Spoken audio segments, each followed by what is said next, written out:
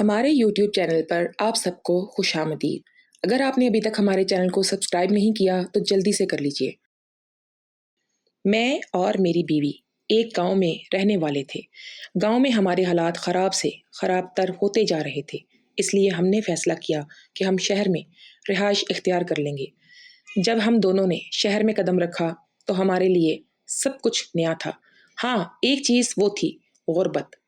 گاؤں میں بھی ہمارے حالات برے تھے اور شہر میں بھی ہمیں بہت بدتر حالات کا سامنا تھا۔ لیکن اچانک ہی کچھ ایسا ہوا، گاؤں چھوڑ کر ہم شہر کی طرف آ گئے۔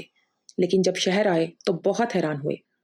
ہم گاؤں والوں کے لیے شہر بہت ہی نیا تھا۔ شہر میں آدھا گھنٹہ بھی نہیں گزرا تھا کہ جیب کٹ چکی تھی اور جمع پونجی لٹ چکی تھی۔ شہر میں میرے گاؤں کا دوست تھا جو بہت عرصہ پہلے شہر آ کر بس گیا تھا۔ میں نے جیسے تیسے گاؤں فون کر کے اس کا نمبر حاصل کیا اور پھر اسے فون کر کے اپنی حالت بتائی۔ وہ فوراً ہی ایک بڑی سی گاڑی میں مجھے لینے آیا تو میں اس کی گاڑی دیکھ کر حیران رہ گیا۔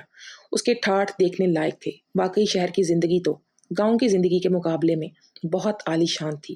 اسما ٹھیک کہتی تھی، گاؤں میں کچھ نہیں رکھا۔ میرے دوست نے میرا سب سے بڑا مسئلہ حل کر دیا تھا۔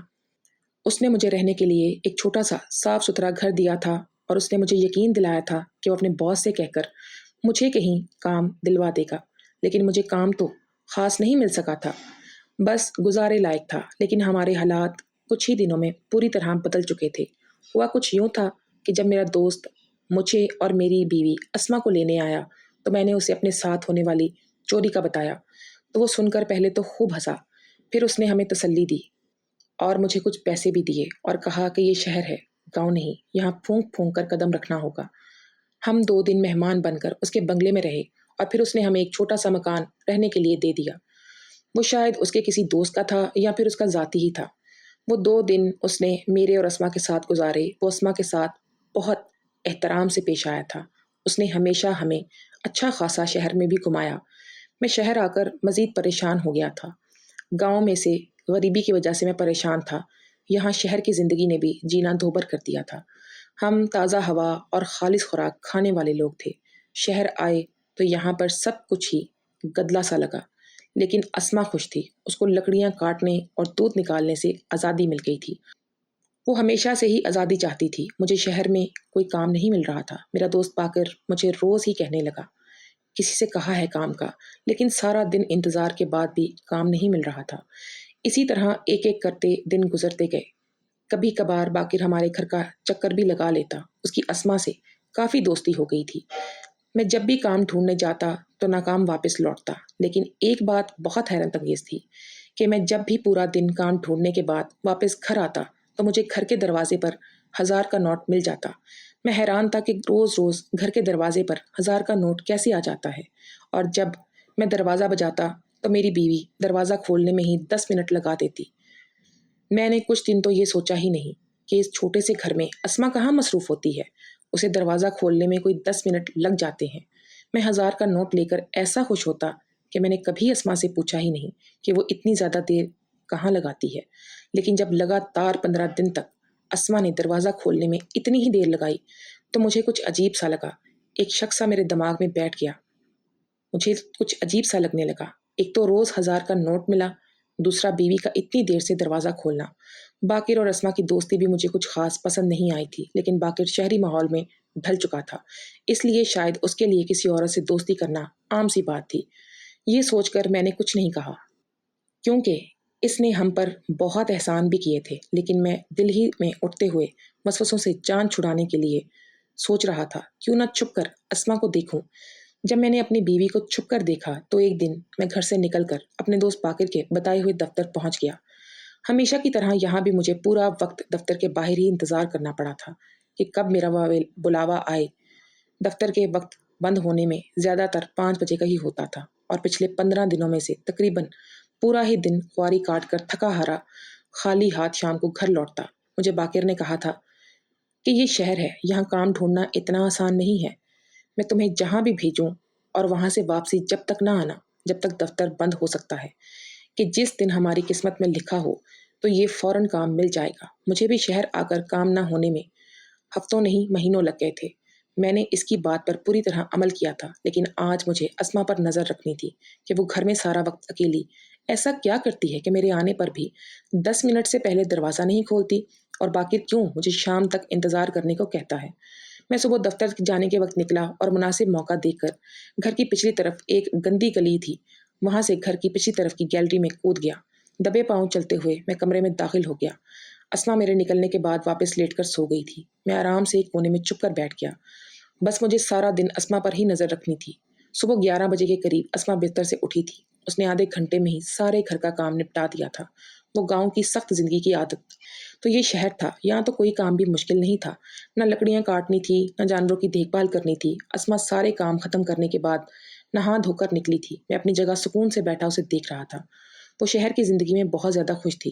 اس وقت بھی وہ گنگناتے ہوئے سارے کام کر رہی تھی۔ اتنے میں دروازہ بجا اور وہ فوراً سے دروازے کی دستک پر بھاگی تھی، جیسے اسے واقعی کسی کا انتظار ہو۔ جبکہ میں واپس آتا تھا 10 منٹ سے پہلے وہ دروازہ نہیں کھولتی تھی۔ اسما دروازہ کھولنے گئی تو واپس ہی نہیں آئی۔ میں دیر تک اس کا انتظار کرتا رہا، لیکن وہ نہ آئی۔ میں تنگ آ کر اپنی جگہ سے باہر نکلا، گھر دیکھ لیا، لیکن اسما کہیں بھی نہیں تھی۔ میں پریشان تھا، وہ تو پورے شہر میں ایک شخص کو بھی جانتی نہیں تھی، پھر وہ بھلا کہاں چلی گئی؟ جبکہ اس کی ٹوپی والی چادر بھی گھر میں ہی پڑی ہوئی تھی۔ ٹوپی والی چادر کے بغیر تو آج تک وہ گھر سے باہر نہیں گئی تھی۔ مجھے بہت ڈر لگ رہا تھا، اگر اسما کو کچھ ہو جاتا۔ میں نے گھر سے باہر نکل کر بھی اسما کو تلاش کیا، لیکن وہ کہیں نہیں تھی۔ میں واپس گھر میں آ کر بیٹھ گیا تھا۔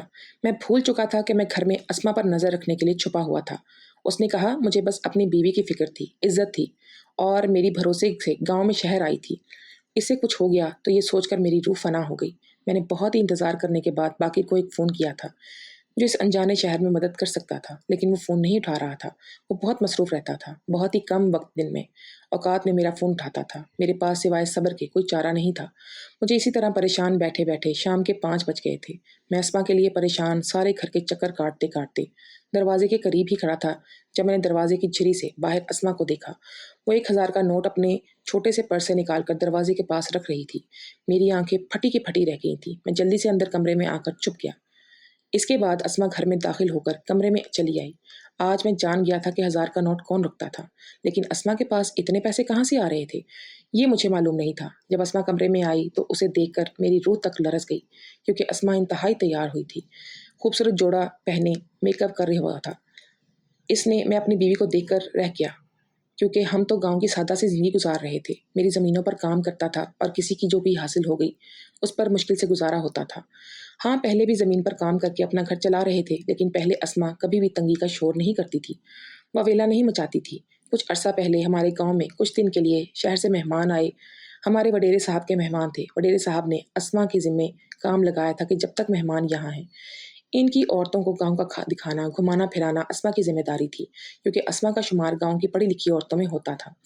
اس شہر کی عورتوں کے ساتھ اس دن گزارنے کے بعد اس کے دماغ میں بس یہی بات بس گئی کہ گاؤں کی زندگی میں کچھ نہیں رکھا، ہمیں شہر جانا چاہیے، ہم شہر جا کر اپنی زندگی کو بہتر بنا سکتے ہیں۔ میں نے اسما کو بہت سمجھایا کہ ہم گاؤں میں پیدا ہوئے اور یہیں پلے بڑھے ہیں، ہمارے لیے شہری زندگی اتنی آسان نہیں ہوگی۔ اسما کے دماغ میں تو لیکن جیسے یہ بات بیٹھ گئی تھی۔ اب وہ ہر وقت گاؤں کی مشکلات کو گنتی رہتی، میرے سامنے ہر طرح سے گاؤں کی زندگی کو برا بھلا کہتی۔ ہمارا گھر بہت عرصے سے ایک جیسے حالات کا شکار تھا، لیکن اب اسے ہمارے سارے حالات سب سے زیادہ بدتر نظر آنے لگے تھے۔ وہ ہر وقت صرف ایک ہی بات کہتی رہتی کہ گاؤں میں سوائے غربت کے اور کیا رکھا ہے۔ اسے گاؤں کے رسم و رواج سے بے حد چڑ رہی، نہ ہی اس کی گاؤں کی عورتوں سے دوستی تھی، وہ ان کو اپنے برابر نہیں سمجھتی تھی۔ کچھ دن شہر کی امیر عورتوں کے ساتھ وقت گزار کر اس کے رنگ ڈھنگ بھی بدل گئے تھے۔ اب وہ گھر میں اکثر ہی سر پر دوپٹہ نہ لیتی، جبکہ گاؤں میں رواج تھا کہ بچیاں شروع سے ہی گھر میں جس طرح ڈال کر رکھتی تھی دوپٹہ، ہر وقت بالوں کو سنوارتی تھی اور بناتی رہتی تھی، اکثر ہونٹوں کو بھی رنگ لیا کرتی تھی۔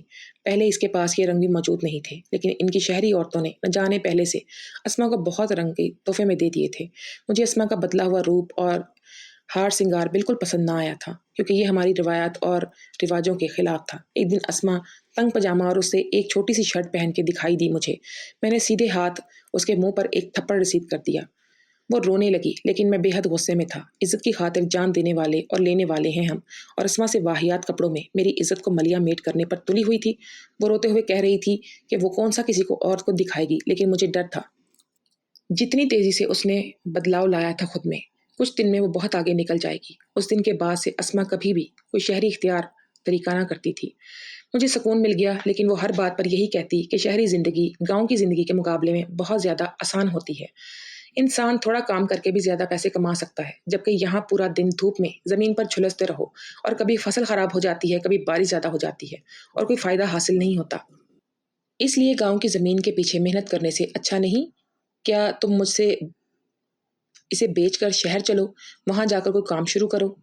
पहले दिन तो मैं इसकी बातों सुनकर टालता रहा, लेकिन उसने दिमाग में डाल दी कि मैं कितनी भी मेहनत करूं, मुझे मेरी मेहनत का सिला नहीं मिलेगा जो शहर में मिल सकता है। ना ही गांव में ऐसी कोई अच्छी सहूलियात हैं कि हम अपने आने वाले बच्चों को अच्छी ज़िंदगी और अच्छी तालीम दे सकें। उसकी ये बात सुनकर मुझे भी ये लगने लगा कि वो ठीक ही कहती है।